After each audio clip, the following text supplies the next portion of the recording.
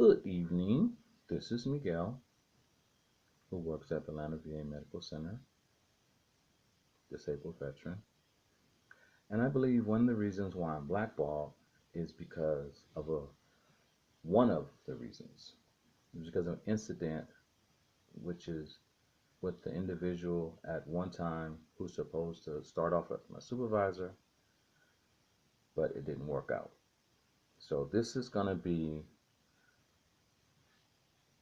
a video on Mincey, Mr. Dale Mincey, and Miguel. For those who don't know me, I understand this may not come across as a reason. Then again, I'm not doing this for you. I'm doing this to give an example of what goes on at the Atlanta VA Medical Center for people who does speak up and what happens and have done things the right way. So you can see for yourself the bullying. So here we go with Miguel and Mincey. Mr. Dale Mincey, which is now my assistant chief. When Dale Mincey first came to the Atlanta VA Medical Center, he was supposed to have been my supervisor. And he approached me and he said, you will start on, I think, Monday. My days off at that time was Thursday and Friday. And I think he said something to the effect, I take that back, that your off days will be Sunday and Monday. And I looked at him like, excuse me? He says, your off days will be Sunday and Monday. I'm like, I don't think so. And you know, when people first get there, they come in with their chest stuck out because they have the power. He's a supervisor, so he thinks he has the right to bully me. Well, at the time, one thing I realized, this is an old copy of the EMS, of the master agreement. And one thing he didn't do, he didn't read this book at all, because if he had read it, he would have realized that I have 2 weeks. He has to give me 2 weeks notice before, sorry, there was something I was looking for in there that goes along with the next thing I'm about to talk about. But he has to give me 2 weeks notice and says, okay, in 2 weeks you will be on this tour duty. But no, he was trying to get me to change right then and there. And unfortunately for him, we were in an office full of other supervisors. I was not trying to disrespect the man, but you came at me all wrong. Maybe before you approached me, someone should have told you that I don't have anything against anybody, but I come from where I can look you in your face and I can talk to you man to man. And if you take offense to that, that's not my problem. That's yours. And I think that's what the problem was. I was talking to him face to face, man to man, and he thought I was supposed to bow down to him because he was a supervisor, a new supervisor. I'm sorry, you can't just come in here and just tell me what my schedule is going to be. You've got to give me some time according to the master agreement. It says 2 weeks. And I think at that time it said 2 weeks. And I think it had maybe 2 weeks to 30 days now. I can't recall right off bat. But still, you have to give a person time. At that time, we had my old supervisor was there. His name was Donnell Sanders. And he said, listen, I'll keep him on my team. So we had that incident. As time went on, I had an incident on the 4th floor, the psych floor. And mind you, I come in, this is when I used to work the day shift. I used to come in every morning and I would attempt to speak with the people on the off-going shift because I always used to get there a little early. So one particular day when I came in on the weekend, I went to the kitchen and I had some Jamaican pies in the refrigerator left over from the day before. So I worked Saturday, so that was a Sunday morning. As I put it in the microwave, I get there a little early, so I crossed the nurse's station and I always had a tendency of just looking out the window, just saying, what it looks like out there, just taking in a little solitude, just chilling. Well, I never made it back to the room to go see what was going on, over Claremont Drive, Claremont Avenue. And the nurse at the nurse's station, she said, "Excuse me, can I help you?" So let's rewind back. I did say I'm housekeeping who works on the fourth floor, which is a secure unit. There's only three ways you can get up there: use a key to get in, buzzed in, or they bring you on that floor. So since I'm in uniform, what would you need to help me with? This is not like I just walked in an area where it says employees only. I had to use a key to get in. And I'm like, no, I'm housekeeping. Now, mind you, I've seen this lady numerous occasions. Once again, it's this power thing that people gets. Like I was telling you about once with Mincey, Dale Mincey. You didn't introduce yourself to me. Why should I introduce myself to you? I've been working on this floor. This is not the first time me and you've seen each other. Well, I'm the nurse in charge, and I believe you're supposed to. Whoa, whoa, whoa, whoa, whoa. Once again, like I said, I was taught I can look you in the face and I can speak to you. So we're sitting up here holding a conversation, but then of course it gets to the point to where I'm a city. I'm from the city. I've known discrimination, also known prejudice, but this was straight racism.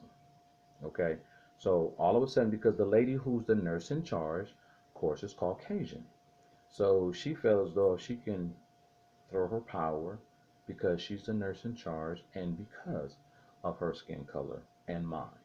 That's how I took it. Because by me being from the West Coast, we've dealt with a lot of stuff. But since I've been here in the South, I've noticed there's a certain level of things that's definitely changed that you see and don't see. Now, this is something I've never had to really deal with, the racism part. Discrimination, yeah. You walk into a store, people looking at you like you're about to steal something. But someone who approached you to the point to where, hey, what's your name, boy? That's how I took it. So we had a little words back and forth. So I felt this was, something was wrong. I didn't like this. I didn't like this. The tension. So I spoke with one of my supervisors, one of the supervisors in the department.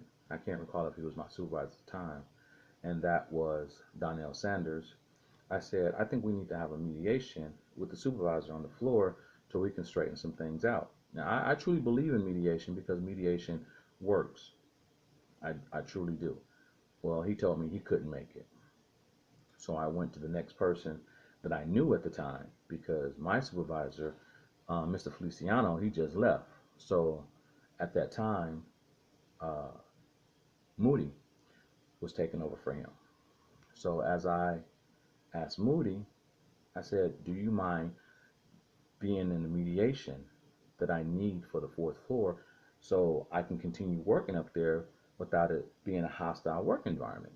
He assured me, yes, he can do it. Well, we get to the meeting, and as we get to the door of the fourth floor, who and behold shows up. Now, mind you, I have the right to ask you to come for mediation. If you choose to ask somebody else, you're supposed to let me know. He did not let me know he was bringing Dale Mincey. Now, if I'm asking you to come, I'm thinking you're going to speak on the part that I need you for. Well, we get inside, and of course, I'm already caught off guard because I didn't ask this man to show up. But at the last minute, I wasn't thinking. Opened the door. We all went inside. So if you can just imagine, it already looked like something, I don't know. I guess It could have come across intimidating to some, but for some, it could have came across fair. And the reason why I say that is because, well, you had two Caucasian, you had the lady that I had the disagreement with and her boss, and on our side of the table, it was me, Dale Mincey, and Randy Moody. So as we got there, the the lady that was in charge, her boss, very pleasant. I've known her for a minute, and her name is Ruth. Me and Ruth, we go way back. Uh, we didn't have a, we had a cordial relationship. She knew I worked the floor. She speak, I speak. Outside of that, that's about the most we knew of each other. She knew I was her housekeeping for that floor. And what happened was, as I, they asked me to, they let me start to explain what was going on. So when I started to explain the part about when I went to the refrigerator to warm up a Jamaican patty that I had, right away, who spoke up and became irate? Mr. Dale Mincy. Now, I'm going to rewind back a little bit. I'm sure at some point, Randy Moody knew that me and Dale Mincy had a beef already. And because it got to the point to where someone had mentioned he felt embarrassed with that situation when he first got there. Once again, that ain't my problem. I have a right to speak my mind. If you wrong and you feel embarrassed, okay, I think this is going to be a grudge. So how did Dale Mincy end up at that meeting? I never even asked Randy Moody to this day because I asked him. I didn't ask him to bring anybody else. Because if you're not man enough to show up to my meeting, a mediation solo dolo, to handle the situation, at least be man enough to let me know, hey, I'm bringing somebody else for backup because this is something that I'm new to and I'm not sure how to handle this. Whatever the case may be, this is my mediation, it's not yours. With that being said, as I went to go explain what happened with that, going to the kitchen, warm up my Jamaican patty, Mr. Del Mincy, whoa, wait a minute. You had a patty that you left there at the end of the day and you warmed it up the next morning? Yes. Says, you know you're supposed to take your stuff out at the end of the day and take it home. Right away. If you had saw on this side, it was three African American men. On that side, it was two Caucasian women. Ruth said, excuse me, he works up here. He has the right to use that refrigerator just like anyone else on this floor. He's a regular employee up here. Now, I told you I'm from the West Coast, so we're used to discrimination, racism. Prejudice is something different. Now, at that moment, one thing you should know about an African American man, they don't like when you put them in a position to where they feel threatened or embarrassed. So for this Caucasian lady to correct him with authority, with no problem whatsoever, no equivalent, I felt I was sitting on the wrong side at that point. I felt I should have been sitting next to her on the other side and still explaining my story. Because once I finished explaining my story, we got to the point to where I said, me and the nurse manager, we had words to where we was arguing. When it was her turn to speak, she said, well, we had an argument, but I'm speaking in the same tone that I am now. Now, if that wasn't trying to make me look like the aggressor, how many people have an argument in this tone that I'm talking right now? Nobody. An argument is something that gets a little bit loud and a lot loud. And ours was a lot loud. because I felt like, wait a minute, hold on now, who were you? Well, I have to say, I was very impressed with Miss Ruth because at the end of the mediation, it was ironic. Well, let me stop. Before the end of the mediation, when I said the problem that I had was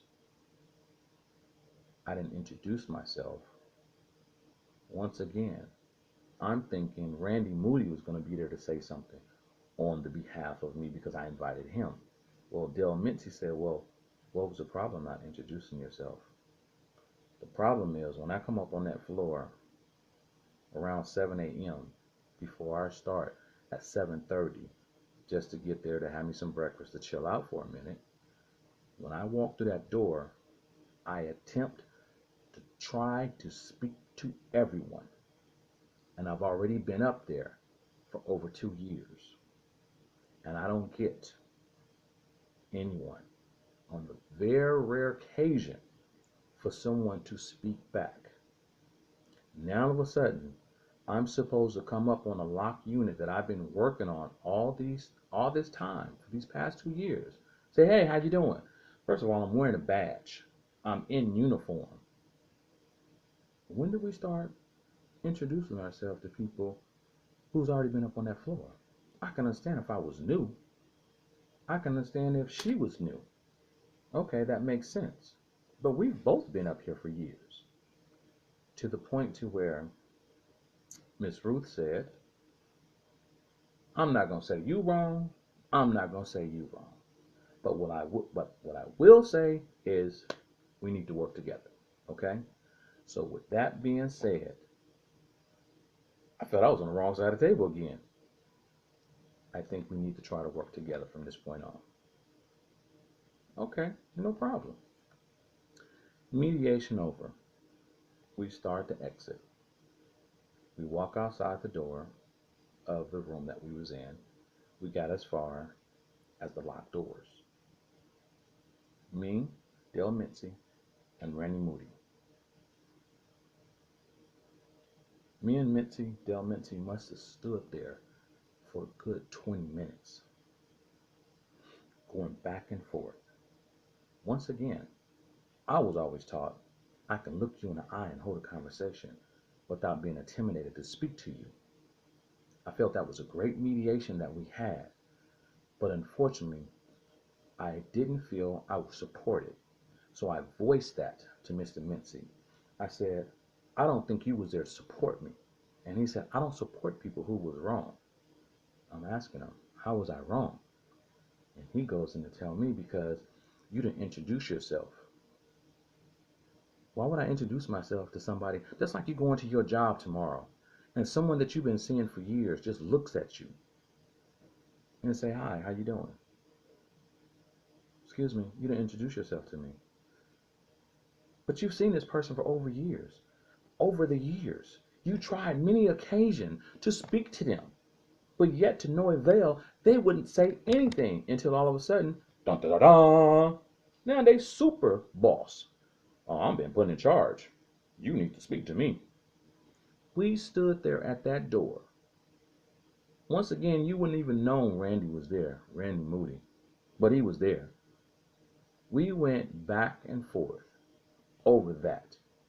I don't feel you supported me. You was wrong. Why would I support you? How was I wrong? Back and forth. Now, I think the real issue was at that point that Miss Ruth embarrassed him because she says, hold on, partner. He works with us. He's entitled to use that refrigerator. If he's working a weekend and he chooses to leave something overnight, he's going to be here the next day. So what's the problem? Oh, without her saying it, oh, you the problem. You the problem.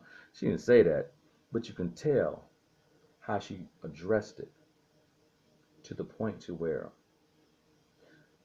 Mr. Del Mincey goes off, and of course, you know, that kind of hurt his ego for a woman to put him in place like that, put him in check. And I spoke with Randy Moody, and I said, I don't feel y'all supported me. And of course, there was nothing he can say because he didn't say nothing then, so he definitely don't have anything to say now.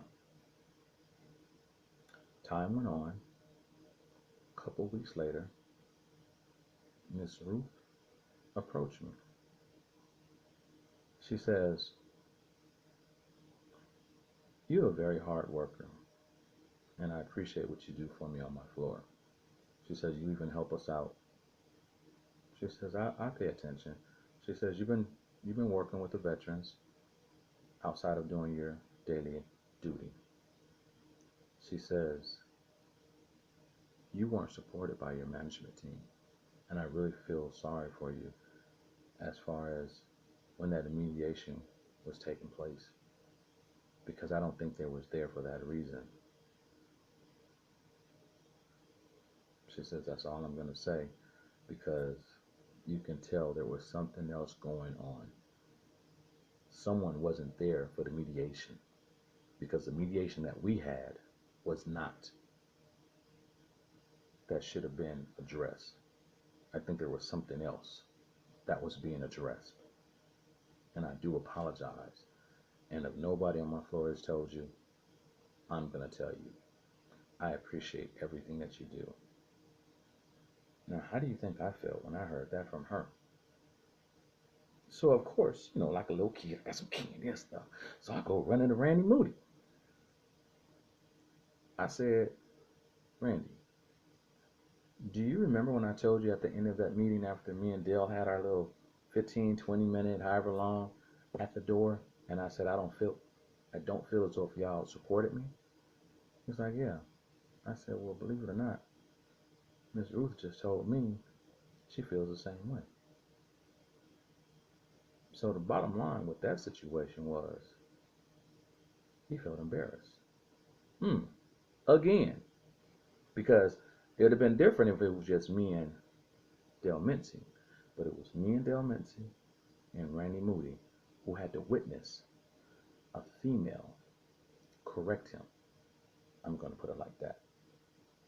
And don't matter what color, white, black, men do not like for a female to correct them in certain situations. And that was a situation where he was coming across to me as though if I was sitting across the table when I was sitting right next to him. He wasn't there to support me.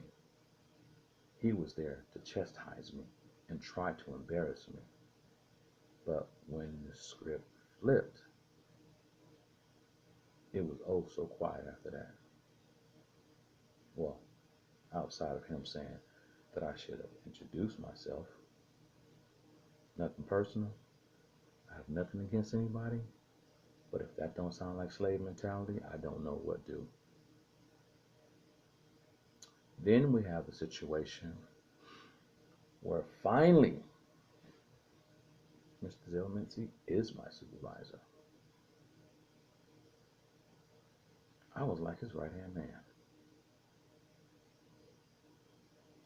I was training new employees on his team. I was making sure that assignments was getting done. I was even the person that he put in charge when the 7th floor and the 8th floor were actually being remodeled and we had to put everything back to be the go-to person. He told the person in charge on each floor that I'm the person that you come and talk to if you need anything. If you need anything, and if he can't handle it, he'll come to me.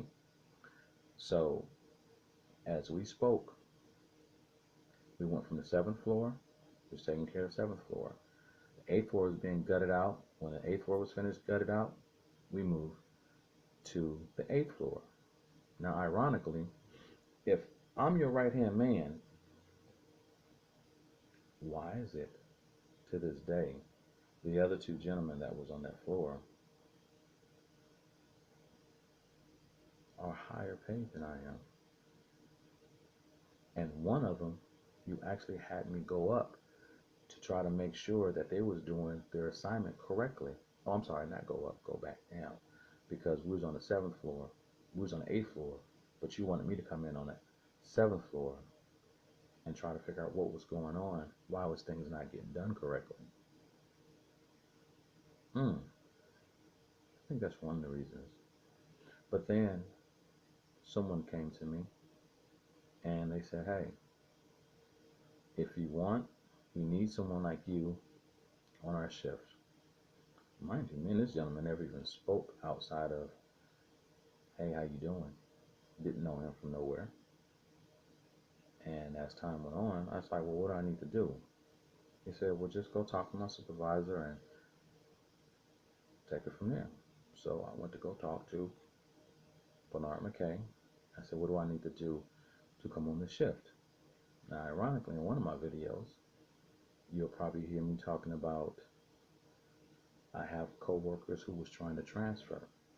And anytime that you hire new employees, senior people have the right to put in. Of course, there's some, things they say, well, you have to make sure the guidelines and everything is correct. But, I mean, if you're a hardworking person, at that time I was already receiving outstanding evaluation. So I didn't see any reason why, outstanding, excellent, I can't recall, but I can't see why there was a reason why I wouldn't be able to transfer. So I went to him. Then I went to, at that time,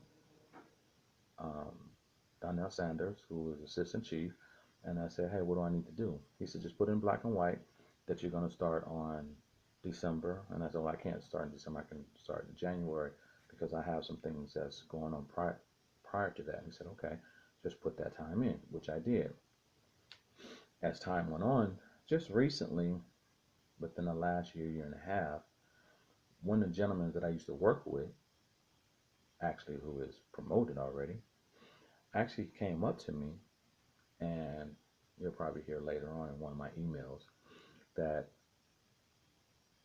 he said Dale Mincey confronted him and said the reason why I left first shift to the other shift is because I didn't get the WG3 position. Now, I didn't. Ironically, when he was telling that story, he told the story right in front of the person who asked me to join him on the third shift. And the guy said, that wasn't the reason why he came here. He came on this shift because I asked him to come. And so now he's looking like, first of all, why is that a conversation piece?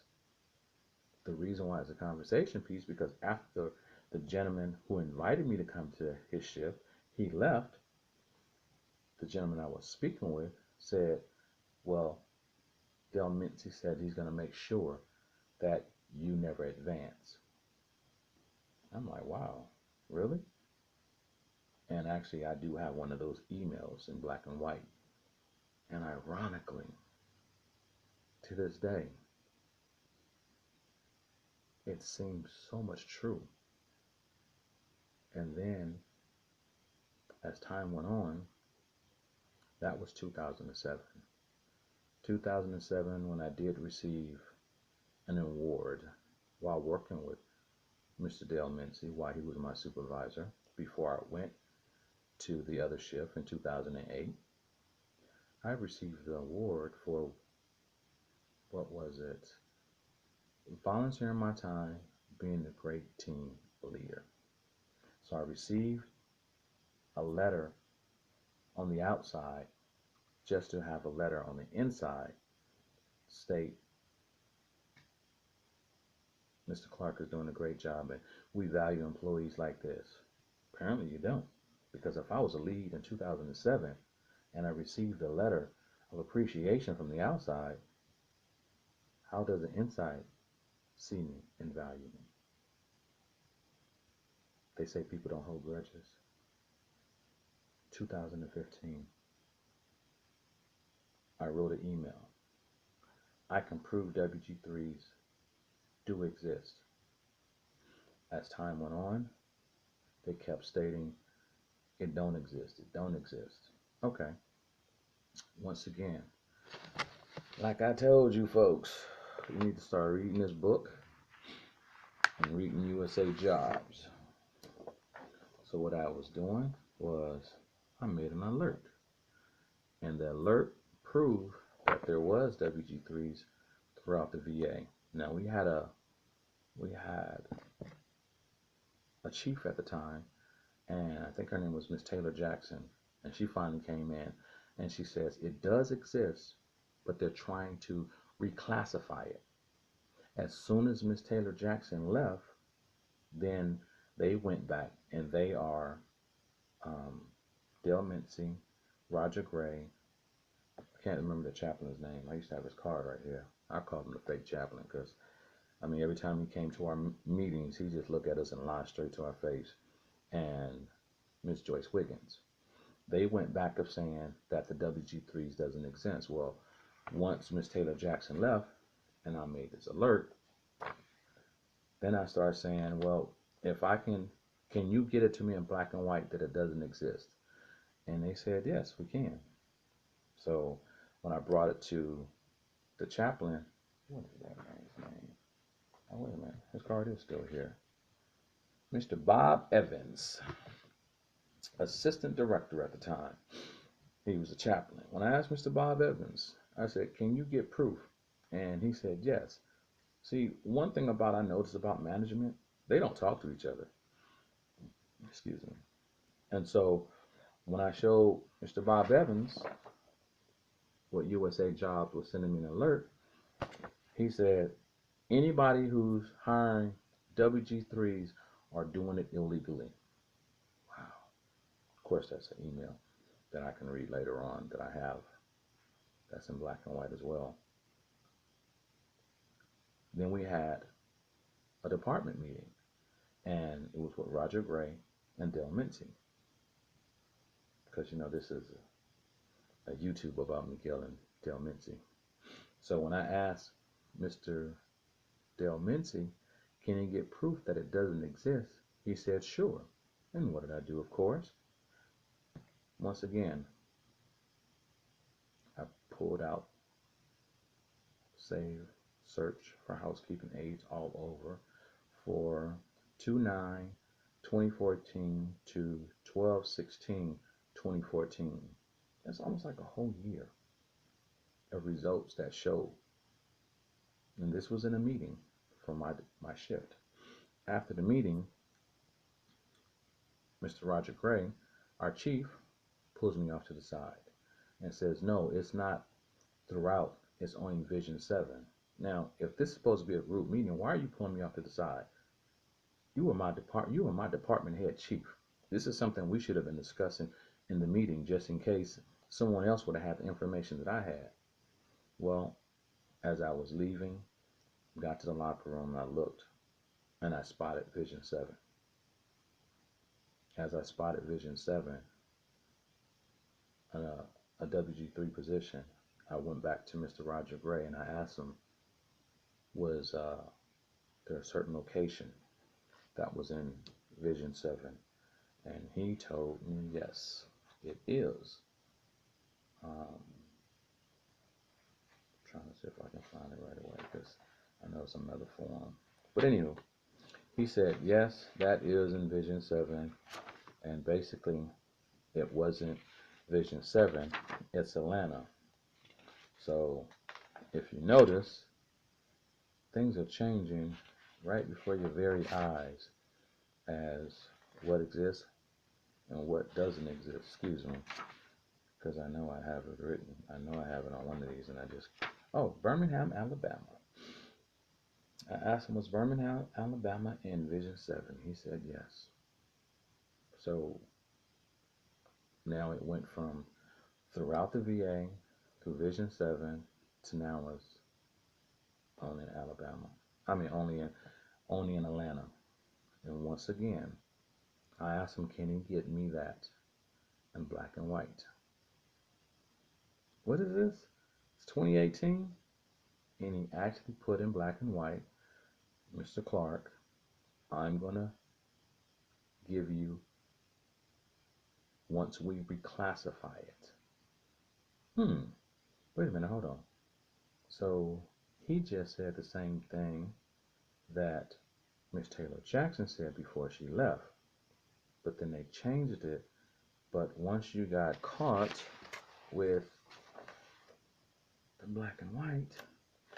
Ironically, the email that I sent, you'll see later, has Mr. Mincey, Mr. Gray, the union president, and Tiffany Gibson.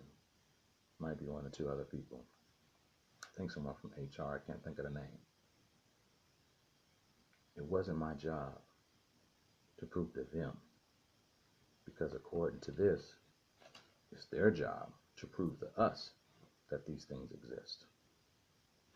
So every time I put in for lead, supervisor, foreman,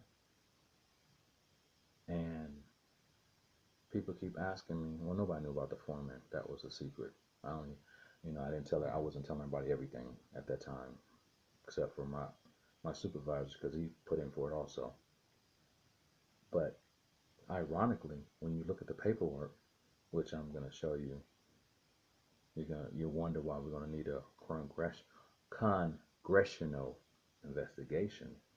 Is I'm going to be able to prove how transparent and how dirty. You're going to realize it's not just a department head, it's a clique. It's the department head, the union, and HR. Because there's no way that the writing the way it is in a USA job changes from position to position just so it can fit certain individuals. With that being said, you know one of the reasons why. Yeah, I have been trying to get other positions out of the housekeeping EMS, but to no avail. I'm going to close with this. The day Donnell Sanders made assistant chief, he called me into his office. For what reason he had to say this to me, we've had our moments as well, but not as bad as this with Dale Mincey and myself. But he brought to my attention while I was still working a day shift. He said, you might want to stop doing what you were doing. And that was informing my coworkers, if you work in a higher grade, pay grade area, you're supposed to be paid for it. For some odd reason, they was trying to nip that in the bud back then. And then he said, you know what? You can do that. But you might want to be careful, because somebody might blackball you for it. Oh my God. Did Donnell just threaten me? So from the first day Mr. Donnell Sanders has been assistant chief up until January 2018, I think I might have had, 2 supervisor positions that I got an interview for, 1 lead, 1 position where 1 time, 2 times where I didn't qualify, but yet at the same time, the writing on the wall will prove you don't need a Freedom of Information Act. You don't need a Freedom of Information Act, FOIA, form to fill out, because this department is so transparent. You can do the investigation yourself from shift to shift. All you got to do is just talk to people who's been there for a minute, and they can tell you everything you know. But the sad part about it is they put everything in black and white. That's where they made their mistake. And as you listen on, you'll realize Mr. Gil Scott Heron said the revolution will not be televised. No, the revolution will be YouTube. With that being said, someone out there who can help, please pass this on to the necessary people, like the VA Secretary, Mr. Solkin, so we can get some act right up in here. Thank you very much. Have a blessed day.